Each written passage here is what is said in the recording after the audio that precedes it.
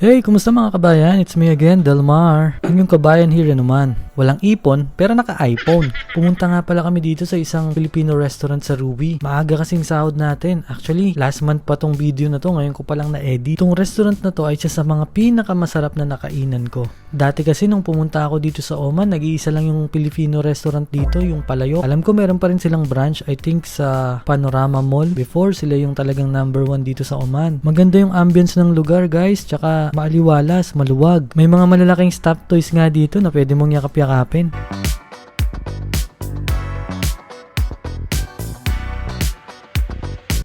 Ito na nga pala yung mga order namin. Pansit, bangus na sinigang. Tinry ko kagad yung pansit. Syempre masarap. Alam niyo naman, all time favorite yan guys. Di ko alam saan sila nakakabili ng bangus dito kasi ang hirap na maghanap ng bangus ngayon. Nag-order din kami ng binagoongan rice. Masarap naman siya. Yung sinigang nila ang sarap. Maasim. Parang ikaw, maasim pa rin. I mean, may asim pa rin.